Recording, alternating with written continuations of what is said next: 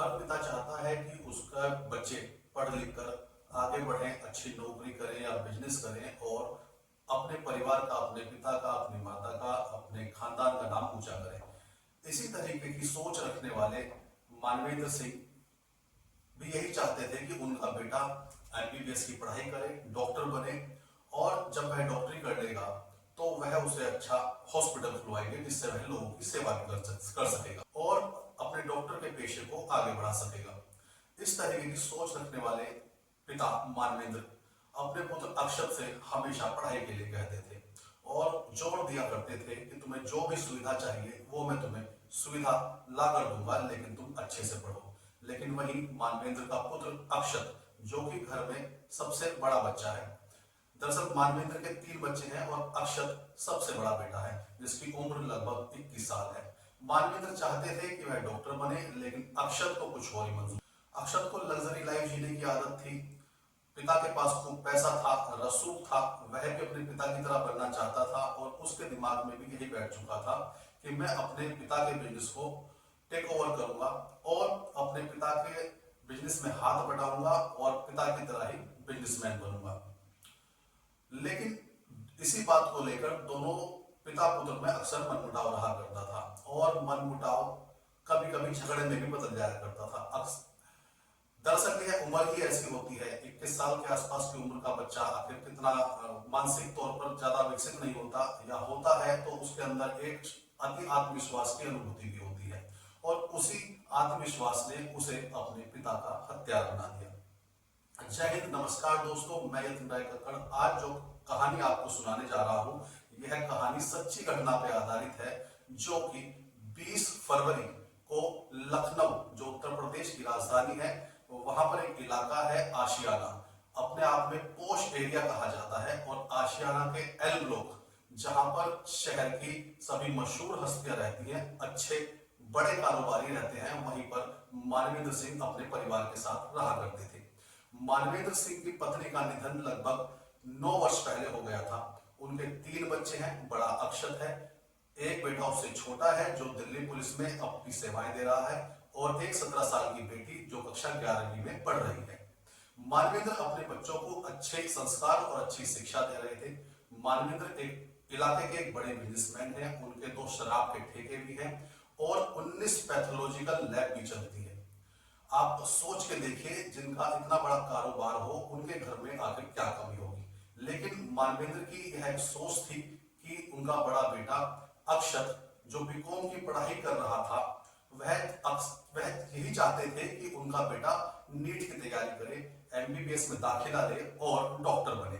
जब वह डॉक्टर बन जाएगा तो उसे एक अच्छा अस्पताल खुलवा देंगे जिससे वह लोगों की सेवा भी करेगा, क्योंकि उनके पास पैसों की कोई कमी नहीं थी। वह यही चाहते थे कि इलाके में, राजधानी में उनका नाम हो और कुछ काम धर्मार्थ का भी किया जाए, क्योंकि पैसा तो बहुत कमा लिया है।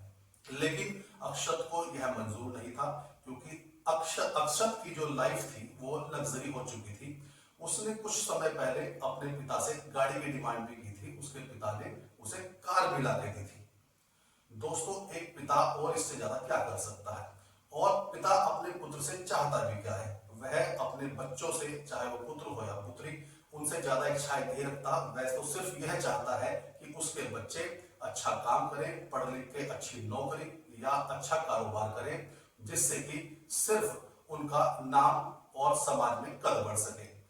लेकिन जो कहानी मैं आपको आज बताने जा रहा हूं, सच्ची घटना के बारे में, इस कहानी में कुछ ऐसा घटा है कि आप सुनेंगे तो आपकी रूह कांप जाएगी और आप इस बात की कल्पना भी नहीं कर सकते कि उस बच्चे 21 साल के अक्षत के मन में आखिर ऐसा क्या चल रहा होगा कि उसने इतना बड़ा कदम उठा लिया। दोस्तों, मानवेंद्र सिंह रोज की तरह अपने दिनचर्या में बिजी रहते थे। सुबह घर से निकलना और अपने काम धंधे कारोबार में समय देना, ऑफिस पर जाना, वापस आना, और कई समय से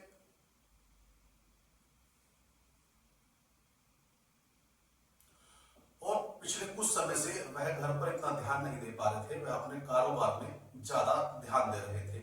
उसका कारण यह भी था कि उनका जो बड़ा बेटा अक्षत है, अक्षत उनकी बात नहीं मानता था और वह उससे कहीं ना कहीं खफा भी रहते थे, क्योंकि पिता उसे डॉक्टर बनाना चाहते थे, लेकिन अक्षत ने अपनी जिद पर अड़कर बीकॉम में दाखिला लिया था और वह कॉमर्स में ग्रेजुएशन कर रहा था।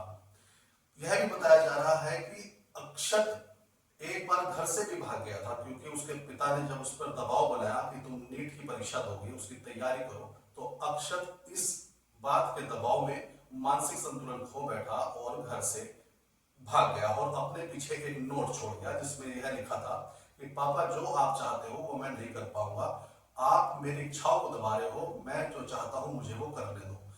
इस जिद के आगे पिता ने भी घुटने टेक दिए थे और लगभग 2 वर्ष पहले वह उसे समझा बुझा के किसी तरीके से घर ले आए थे और उसकी हर इच्छा पूरी करने की बात भी कही थी और उसमें से एक इच्छा थी उसे कार खरीद कर देना। अक्षत को उसके पिता ने कार भी खरीद के दी थी। अक्षत बीकॉम की पढ़ाई कर रहा था, उसके पिता उसे पढ़ने के लिए कहते थे और कहते थे कि अगर तुम डॉक्टर नहीं बनना चाहते, बीकॉम कर रहे हो, तो ग्रेजुएशन अच्छे नंबरों से करो और गवर्नमेंट जॉब की तैयारी करना। गवर्नमेंट जॉब का क्योंकि समाज में एक अलग ही रसूख माना जाता है, मानवेंद्र भी ऐसी सोच रखते थे। वो चाहते थे कि बेटा पढ़ लिख कर जो है अच्छा बड़ा अधिकारी बने, आईएएस पीसीएस बने। लेकिन दोनों की सोच में यही विरोधाभास था। अक्षत को लगता था कि मेरे पिता का इतना बड़ा कारोबार है, मुझे पढ़ाई की क्या जरूरत है, मैं तो पिता का कारोबार ही संभालूंगा और उसी कारोबार को आगे बढ़ाऊंगा। और उसके पिता कहते थे कि बेटा, शराब का काम अच्छा नहीं होता, ये तो सिर्फ हमने रोजी रोटी चलाने के लिए या समाज में रहकर कुछ काम तो करना ही है, इसलिए हमारे 2 ठेके हैं शराब के और पैथोलॉजिकल लैब हम चलाते हैं, लेकिन मेडिकल बैकग्राउंड हमारा नहीं है। तुम डॉक्टर बनते तो शायद वो पैथोलॉजिकल लैब का काम भी आगे बढ़ सकता था, वह हॉस्पिटल में तब्दील भी हो सकता था। इन्हीं बातों को लेकर विरोधाभास था और दोनों आपस में एक दूसरे से खफा रहते थे। लेकिन पिता पिता होता है, पिता फिर भी उसकी सभी इच्छाएं पूरी किया करता था। लेकिन अक्षत के दिमाग में न जाने कुछ और ही फितूर सवार हो गया था। यह भी बताया जा रहा है कि अक्षत के पिता मानवेंद्र सिंह, जो सामाजिक गतिविधियों में बहुत ज्यादा संलिप्त रहते थे, इलाके में अच्छा उनका नाम था, धार्मिक प्रवृत्ति के व्यक्ति थे, वह अक्सर हर साल अपने क्षेत्र में उनके घर के सामने जो बड़ा पार्क है वहां पर रामलीला का आयोजन कराया करते थे, उसके आयोजक रहते थे और धूमधाम से रामलीला की कार्यक्रम को आगे बढ़ाते थे। उनका बेटा अक्षत भी उसमें मेघनाथ का रोल निभाता था। मेघनाथ जो कि रावण का आज्ञाकारी पुत्र था और उसका चरित्र बहुत ज्यादा आज्ञाकारी और संस्कारी था। जो लोग रामलीला देखते थे और अक्षत का मेघनाथ वाला चरित्र देखते थे, तो उनके दिमाग में भी अक्षत की छवि एक आज्ञाकारी और संस्कारी पुत्र की बैठ गई थी। कोई भी विश्वास नहीं कर पा रहा है कि अक्षत ने आखिर इतना बड़ा कदम कैसे उठा लिया। दोस्तों, जब अपनी जिद सर पे सवार हो जाती है तो वह इंसान को शैतान बना देती है। वह ऐसी काम करने को भी मजबूर हो जाता है, या कहिए कि वह अपनी मानसिक संतुलन खो देता है और ऐसा कदम उठा लेता है जो मानवता को शर्मसार कर देता है और रिश्तों को तार तार कर देता है। पूरी कहानी कहां से शुरू होती है मैं आपको बताता हूँ। थाना आशियाना में 20 फरवरी को एक गुमशुदगी की रिपोर्ट लिखवाई जाती है और वह गुमशुदगी की रिपोर्ट लिखवाई थी अक्षत ने। अक्षत ने अपने पिता की गुमशुदगी की रिपोर्ट लिखवाई थी। उसने बताया कि मानवेंद्र सिंह जो उसके पिता है वह 20 फरवरी से लापता है और सुबह 6 बजे के आसपास वह दिल्ली के लिए रवाना हुए थे और अगले दिन आने की उन्हें बात कही थी कि मैं अगले दिन शाम को वापस आ जाऊंगा, लेकिन वह वापस नहीं आए। यानी ये जो घटना है, ये सब घटना है लगभग 17 तारीख की और 20 तारीख को अक्षत ने ये रिपोर्ट लिखवाई थाने में। उसके बाद पुलिस में, क्योंकि वह बड़े कारोबारी थे, पुलिस जो है मामले को गंभीरता से लेती है और सतर्क रहते हुए जांच में जुट जाती है।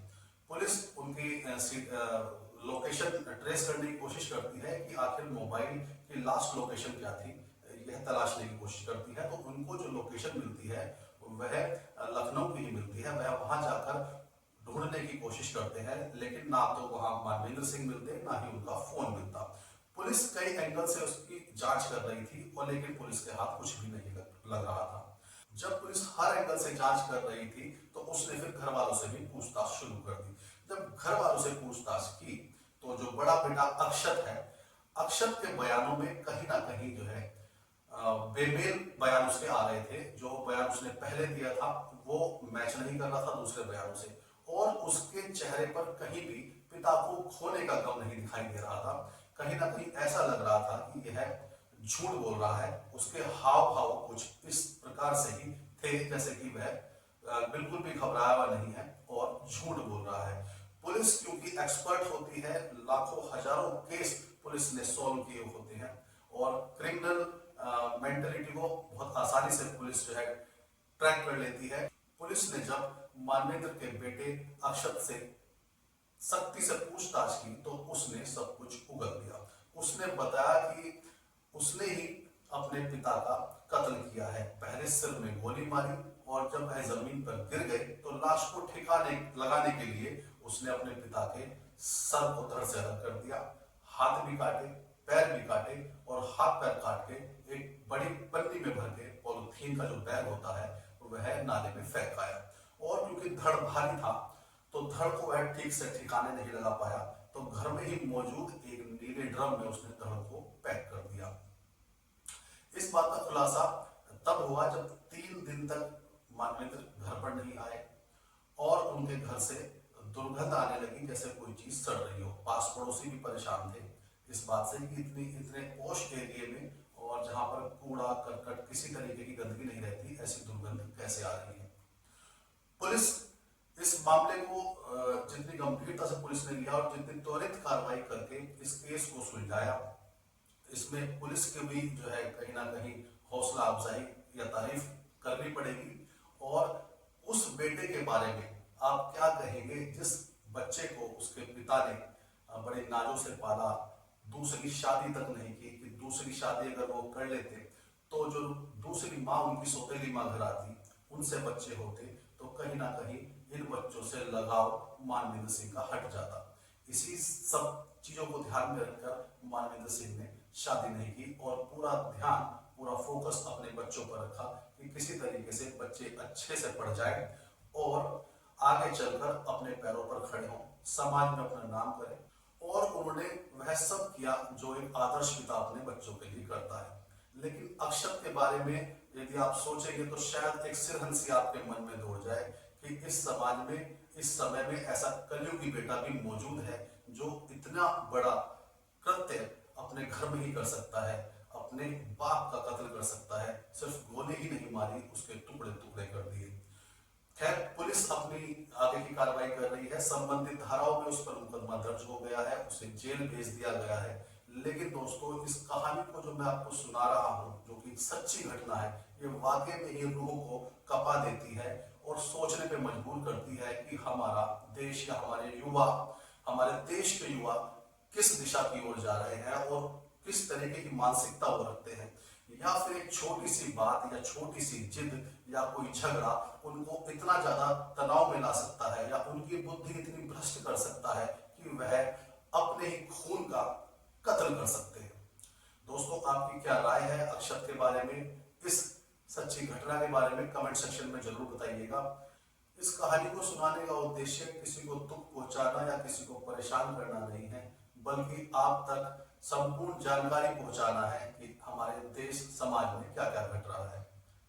कहानी अच्छी लगी हो तो कमेंट कीजिएगा, वीडियो को लाइक कीजिएगा, शेयर कीजिएगा। जय हिंद, जय भारत।